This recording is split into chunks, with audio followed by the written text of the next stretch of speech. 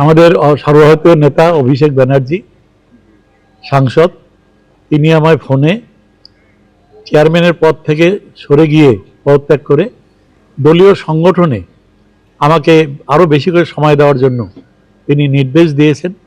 তার নির্দেশ শিরোধার্য করে আমি সংগঠনের লোক, সংগঠনকে আরও শক্তিশালী করার জন্য, যাতে কুচবিহার থেকে 9টা সিট আমরা জিতে মমতা ব্যানার্জির হাতে তুলে দিতে পারি, দলের হাতে তুলে দিতে পারি, তার জন্য তিনি নির্দেশ দিয়েছেন। সেই নির্দেশ অনুযায়ী আমি পৌরসভার চেয়ারম্যান পদ থেকে পদত্যাগ করে আমি দলীয় সংগঠনের কাজে নিজেকে আমি নিয়োগ করেছি এবং আমি দলের অনুগত সৈনিক। তাই দল যখন যা নির্দেশ দেয় হাইকমান্ড, সেই নির্দেশ আমি একদম অক্ষরে অক্ষরে পালন করি। রবীন্দ্রনাথ ঘোষ দলের অনুগত সৈনিক, বিশ্বস্ত সেনাপতি মমতা বন্দ্যোপাধ্যায়ের এবং অধিনায়ক অভিষেক বন্দ্যোপাধ্যায়ের নেতৃত্বে দলকে সংগঠিত করছেন। এমতাবস্থায় দলের নির্দেশিকাকে মান্যতা দিয়ে তিনি কোচবিহার পৌরসভার পৌরপিতার পদ থেকে পদত্যাগপত্র এসডিও সাহেবকে দিয়েছেন। আমার মনে হয় রবিবাবু দলের যোগ্যতম সৈনিক হিসেবে তার দায়িত্ব পালন করছে। দল যখন যা নির্দেশ দিচ্ছে, দায়িত্ব দিচ্ছে, তিনি যথাযথভাবে পালন করছেন এবং দলকে সুসংগঠিত করতে তিনি অগ্রণী ভূমিকা পালন করছেন। বাঁকুড়াকে 12-0 করার ডাক অভিষেক বন্দ্যোপাধ্যায়। 2024 লোকসভায় 4 থেকে বেড়ে আমাদের 6 হয়েছে। বিষ্ণুপুর লোকসভার একটা আসন পরে বর্ধমানের খণ্ডঘোষে, বাঁকুড়া লোকসভার একটা আসন পরে পুরুলিয়ার রঘুনাথপুরে। বিষ্ণুপুরকে 6 মারতে হবে, রঘুনাথপুরকেও ছক্কা মারতে হবে। এবার ভোটে তৃণমূল কংগ্রেসের পক্ষে 12-0 করতে হবে। তৃণমূল জিতলে অধিকার পাবেন, বিজেপি জিতলে বঞ্চিত হবেন। অভিষেক বন্দ্যোপাধ্যায় কি বলেছেন শোনাবো। 2024 লোকসভায় 4 বেড়ে আমাদের 6 হয়েছে। এখন তৃণমূল 6 আর বিজেপি 6। বিষ্ণুপুর লোকসভার একটা আসন পড়ে খণ্ডঘোষে আর বাঁকুড়া লোকসভার একটা আসন পড়ে পুরুলিয়ার রঘুনাথপুরে। তাহলে একদিকে বিষ্ণুপুরকে 6 মারতে হবে আর একদিকে বাঁকুড়াকে 6 মেরে, দুটো 6 মেরে 12-0 তৃণমূল কংগ্রেসের পক্ষে আগামী দিন করতে হবে।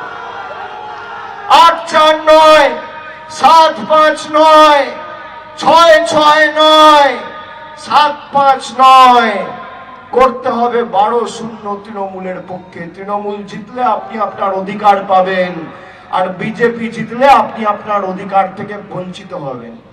তৃণমূল জিতলে দুমুঠো ভাত আর বিজেপি জিতলে ধর্মে ধর্মে আঘাত। না, এতদিন তো 15 বছর তৃণমূলের সরকার রইল, তাতে কোনো কিছু উন্নতি হয়নি, ভাত কেউ পায়নি। তারা নিজেই মুখেই স্বীকার করছে। এইবারে ইলেকশন হলে এবার ভাতের প্রতিশ্রুতি দিচ্ছে। দ্বিতীয় বিষয় হচ্ছে 12-0, এটা হচ্ছে কিচ্ছু না, অলিক কল্পনা, কল্পনার জগতে লাফাচ্ছে।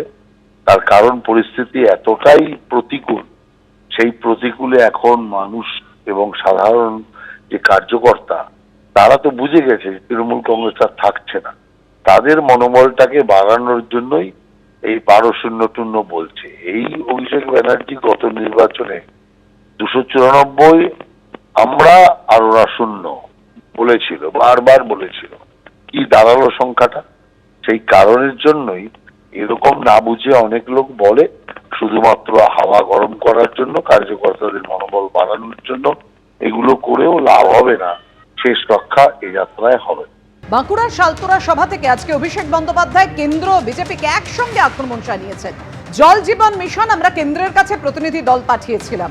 কেন্দ্রের 2,500 কোটি টাকা দেওয়ার কথা ছিল, আটকে রেখেছে। রাজ্য সরকারের 2,500 কোটি টাকা দেওয়ার কথা ছিল, দিয়েছে 4,560 কোটি। এই সৌমিত্র খা, সুভাষ সরকার কেন্দ্রের টাকা আটকে রেখেছে। যারা বিভিন্ন প্রকল্পের টাকা আটকে রাখে তাদের উচিত শিক্ষা দেবেন না? আর কি বলেছেন অভিষেক বন্দ্যোপাধ্যায় দেখুন। জল জীবন মিশন, এখানে আপনাদের এমপি অরূপ চক্রবর্তী রয়েছে। কেন্দ্র সরকারের কাছে আমরা প্রতিনিধি দল পাঠিয়েছিলাম, সেখানে তিনি ছিলেন। কেন্দ্র সরকারের যে 50% টাকা পানীয় জলের প্রকল্পে দেওয়ার কথা, সেই 2,500 কোটি টাকা আজও গায়ের জোরে বিজেপি সরকার বন্ধ করে রেখেছে। আর আমাদের সরকারের 2500 কোটি টাকা দেওয়ার কথা ছিল, আমাদের সরকার 4560 কোটি টাকা দিয়েছে।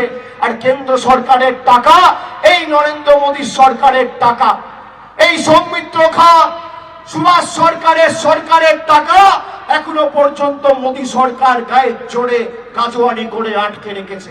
বলুন, এদের আগামী দিন উচিত শিক্ষা দেবেন না? যারা আমাদের জলের টাকা, যারা আমাদের বাড়ির টাকা, যারা আমাদের রাস্তার টাকা, যারা আমাদের সর্বশিক্ষা মিশনের টাকা, জল জীবন মিশনের টাকা গায়ের জোরে আটকে রাখে, তাদের উচিত শিক্ষা দেবেন কিনা আজকে আমি বাঁকুড়ার মায়েদের ভাইদের জিজ্ঞেস করতে চাই। বিজেপি বিধায়ক সাংসদদের এভাবেই আক্রমণ শানিয়েছেন অভিষেক বন্দ্যোপাধ্যায়। পাল্টা কটাক্ষ শুভেন্দু অধিকারী। আজকে নরেন্দ্র মোদীজি জল জীবন মিশনে আনলেন যে নলে জল দেব, আমার মা বোনেরা নলে জল পাবে বাড়িতে বাড়িতে, মাথা পিছু 70 লিটার জল। কত টাকা পশ্চিমবঙ্গ পেল?